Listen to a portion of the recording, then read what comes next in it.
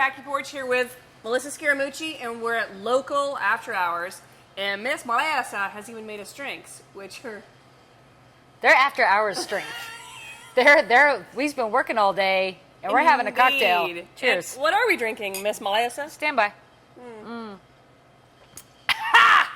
Yes, we are having a basil gimlet, which is delicious with some fresh local basil in it. So it's just gin, lemon juice, a little simple syrup, and basil. And I'm having our signature drink, which is a smoked jalapeno hibiscus margarita. So we take some jalapenos and smoke them off here, local jalapenos, and put them in some tequila, let that tequila get infused. We make a hibiscus syrup here. Nice. It is nice. You know how you make a syrup? You cook it? Yeah, you cook it. You cook it down, get it syrupy.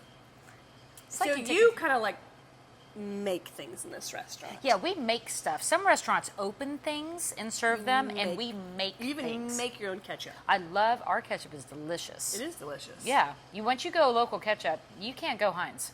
Right. No, you can't. Well, I brought a couple of things for you to try, because one of the fun things about having a restaurant where you make stuff instead of just open stuff is that people can show up and bring you whatever it is they're growing. And we built the menu so that when people show up with nutty stuff, we have a place to use it immediately. Right. And that doesn't have to be, we always have chicken fried steak, so we always have to have chicken fried steak. You know what I mean? So we can adapt and do what we like. Right. How often does your menu change? Seasonally, daily. Right. Yeah. Depending on what literally is fresh. I mean, we always have our standards, so, you know, people get addicted to something. Right now, I'm addicted to our stacked chicken enchiladas. They are delicious. Yeah.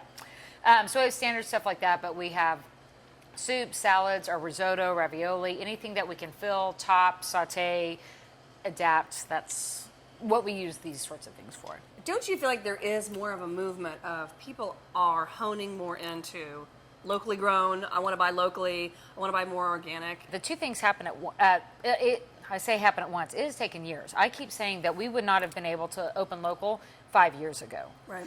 Because the farmers weren't producing, they weren't diversifying their crops, they weren't, you know, the small farmers were really struggling. And still struggle. It's really hard to be a farmer. But because there is supply and demand, there's a demand for it. People want to have a tomato that tastes like a tomato. Right. Local. I think of you guys as and you as a patron of the arts. Yes, Indeed. I like the arts. Right. I do. All of them. I like all of them. every single one. A to the R to the T. I love it. So here you have art openings. What else happens at the Norman Art Walk?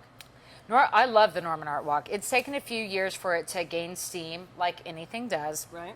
But basically, all of the galleries and the Museum on the University, Fred Jones, and some other retail spaces like us and Stash, Unlabeled, some other really fun Norman destination places, all agreed that we're going to have big events at the same time on the same night, the same month. So second Friday Art Walk. And you can go, and they've made it very easy, the Arts Council has. There's a flyer with map and destination points, and you can pop in and out. And I mean, to me, the jewel in the crown is the Arts Council main site gallery, and that's where they have the biggest openings, you know, and they've had 1,200 people at those things, you know. Right. So they're huge, but it kind of trickles out throughout the rest of the city, and it certainly brings people to places and experiences they hadn't had before. Well, Melissa, it was lovely having a cocktail with you. I wish we did it more often. We just never see each other. Wonder how we can make that happen. I don't know. Be awesome. Yeah.